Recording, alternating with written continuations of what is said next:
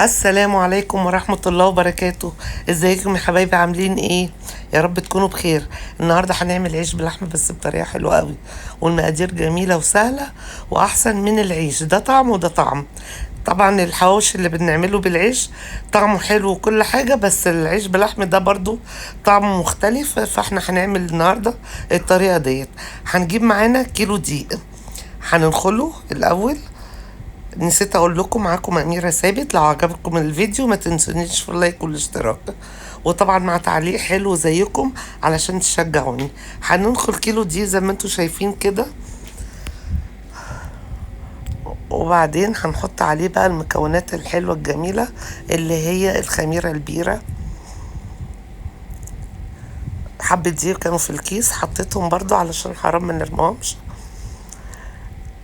هنجيب بقى دلوقتي معلقه سكر. انا هحط معلقه حبه صغيره، لازم الحبه الصغيره بتوعي دولت. وهنحط بقى بعد كده الخميرة البيرة. بس بجيب كيس الخميرة، معلش اعذروني. معانا كيس الخميرة البيرة، هنحط معلقتين صغيرين، مش هنحط الكيس كله. هما كفاية معلقتين صغيرين على كيلو دقيق. وهنحط حبة ملح، يبقى معلقة سكر كبيرة وحبة ملح ومعلقتين صغيرين خميرة بيرة. وهنحط حبة خل. الخل بيخلي العيش فاتح من جوه كده، وطبعا بيخليه يعني زي الخميرة البيرة كده اهوت، بيخليه يختمر أسرع يعني، وبيخلي العيش فاتح. طبعا هنقلب الحاجات دي كلها وهنحطها في العجان. لو ما فيش عجان بنحط المية حبة بحبة، ما نحطش مية كتير علشان نتحكم في العجينة. انا طبعا دورت العجان وبحط حبة بحبة مية لغاية ما الاقيها كده فيها تلزيقة، يعني العجينة ما تبقاش يابسة قوي، لا تبقى طرية شوية فيها تلزيقة كده.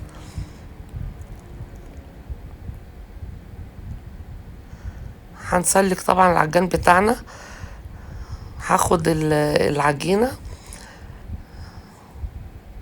بوريكم اللي هي بتبقى فيها تلزيقة بسيطة. هنجيب بولة طبعا، وهنحط حبة زيت صغيرين، ونحط العجينة ونغطيها لغاية ما تختمر. عقبال بقى ما نعمل اللحمة المفرومة، يبقى نكسب وقت. عقبال ما تختمر بنعمل اللحمة المفرومة، اللحمة اللي هنحطها في العيش باللحمة يعني. طبعا انا مشغلة الفرن علشان يكون حامي يعني. دلوقتي معانا بقى بصل. البصل بتاعي مش كبير قوي، يعني متوسط كده. فجبت الكام بصلايه دول. طبعا البصل زي ما انت عايزه، في ناس بتحط بصل كتير، وانا ما بحبش البصل الكتير علشان يبقى طعم اللحمه باين. وهنجيب فلفل حامي، ما كانش عندي فلفل رومي، وطماطمتين يعني 2 طماطم، وقرن فلفل حامي احمر ده كان في الفريزر، وفصين توم. مع ان انا ما بحطش توم، بس الطريق يعني الوصفه ديت انا حطيت فيها التوم.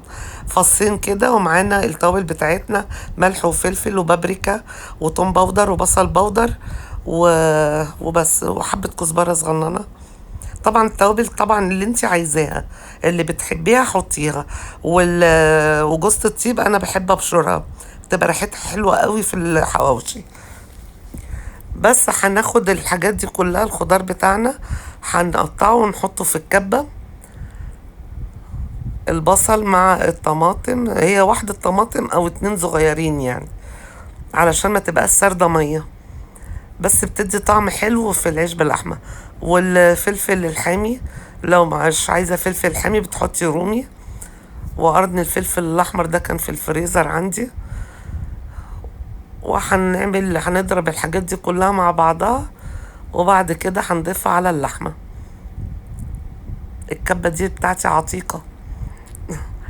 هنجيب البصل كده بعد ما اتضرب كله مع بعض. معلش انا بحب اعمل كل حاجة بايدي، ما بحبش البس جلافز بصراحة. هنحط 0.5 كيلو لحمة مفرومة، وهنقلب اللحمة المفرومة حلوة قوي مع البصل. هنحط التوابل زي ما قلنا كده، ملح وفلفل وبابريكا وجوز الطيب وحبة كزبرة صغيرين والسبع بهارات. وهنحط الجديد بقى معلقة الطحينة ديت. بس بصراحة أنا شايفة إن هي ملهاش لازمة. بس أنا شفت فيديو كده كان بتاع فاطمة أبو حاتي بصراحة، فأنا عارفة إن فاطمة أبو حاتي حاجتها كلها حلوة، فأنا قلت بصراحة أجرب كده. حطيت معلقة الطحينة، بس أنا شايفة إن هي ملهاش أي لازمة. أنا دلوقتي حطيت زبدة، مسيحاها معلقتين زبدة، مسيحاهم في الميكرويف، بتدي طعم حلو مع اللحمة. هنقلب طبعا اللحمة بالبصل بالزبدة ديت معلقتين. لو ما عندكيش زبدة تحطي سمنة، لو ما عندكيش دوت ولا دوت عادي بتعمليها من غير حاجة. قلبت اللحمة حلو لغاية ما تلاقي فيها خيوط كده، علشان ما تبقاش عاملة زي اللحمة المعصجة في العيش. دلوقتي بقى هنحط دقيق في الصينية علشان نقطع العجين ونحطه في الصينية. انا حطيت دلوقتي شوية دقيق على الرخامة علشان ابقى اعمل عليها العيش بلحمة. كده العجينة بتاعتنا اختمرت خالص، يعني هي كانت هتقع من الطبق بس انا لحقتها الحمد لله. طبعا كل ما بتختمر بتبقى احسن. كده بقى ايه، هنقطع العجينة بتاعتنا. هي اتقطعت معايا 10 كور. طبعا لو انت صغرتي في حجم الكورة هيبقوا اكتر من 10، بس هما ال10 معقولين، يعني الرغيف حلو، يعني الواحد ياخد رغيف بيشبع. لو انت عايزاها صغير طبعا براحتك. هما طلعوا معايا 10 متوسطين كده، يعني ولا هما كبار قوي ولا هما صغيرين قوي. كده هنقطع العجينة لغاية اما تخلص. هنحطها في الصينية في قلبها دقيق، وهنغطيها برضو علشان تختمر للمرة التانية. هي اختمرت طبعا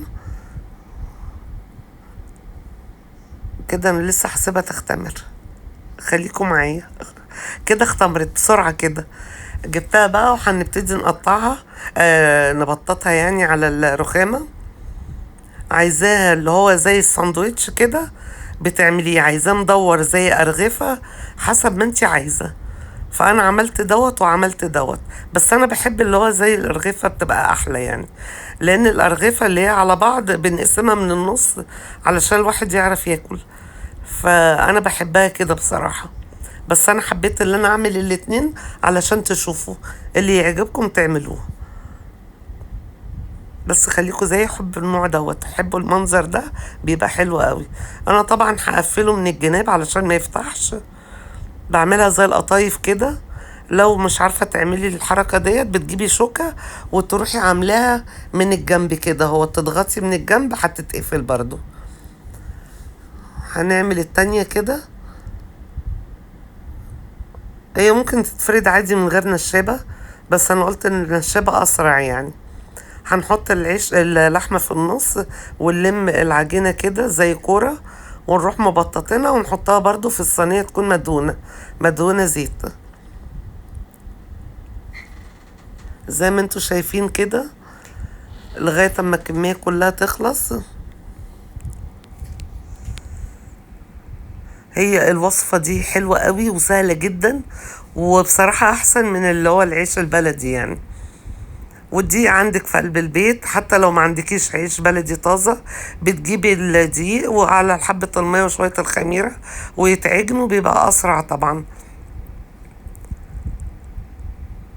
طبعا كل الاسكندرانية بيعملوا العيش باللحمة ديت، بتبقى حلوة قوي، وبالذات لما الواحد بيسافر في مصيف بيبقى حلو قوي. العيش باللحمة دي بتبقى سريعة يعني، بدل لما تاخدي اللحمة وتروحي الفرن والفران اللي يعملها لك، لا انت اعملي حاجتك في بيتك انضف واسرع.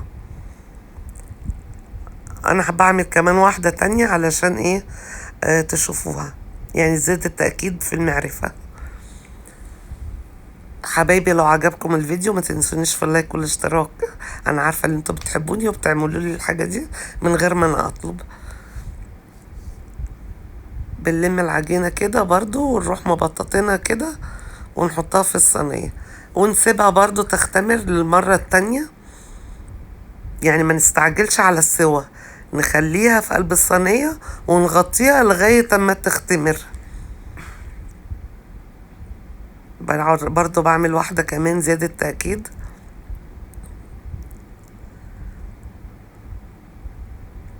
والله ما فيش احسن من اكل البيت. اي حاجة جاهزة يعني بتبقى حلوة، اللي هي بس حاجة جبتيها وكلتيها وبسرعة، لكن من الواحد لما بيعمل اكله بايده بتبقى حاجة تانية، انضف واحسن وبرضو اوفر. بدل ما بنجيب الحاجة ما بتبقاش حلوة، بتبقى غالية من بره، لا الواحد يتصرف ويعمل حاجته في بيته احسن طبعا.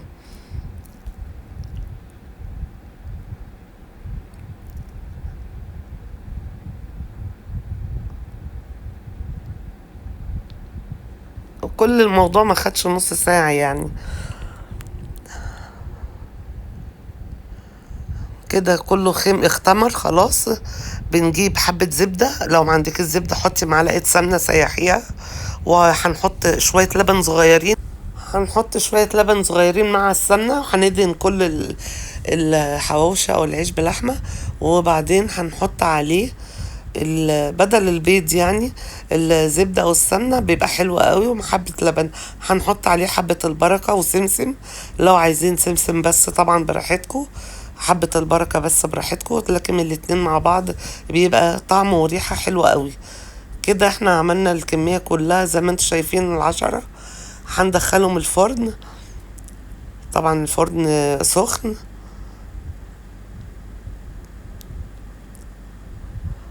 طبعا ممكن اللي يتبقى بتحطيه في قلب الفريزر، في اي وقت بيبقى جاهز ان انت تطلعيه وتسخنيه. كده خلصت معانا زي ما انتم شايفين، لونه حلو قوي والسوا بتاعه كان ممتاز وقابب وحلو قوي. طبعا بتعملي العيش باللحمه دوت، بتحطي بقى معاه مخلل. اكيد. بناكل معاه بطاطس محمره، بيبقى حلو معاه بطاطس محمره او المخلل، بيبقى حلو جدا ومنفوخ من جوه. بصوا زي ما انتم شايفين كده، واللحمه فيها كتيره.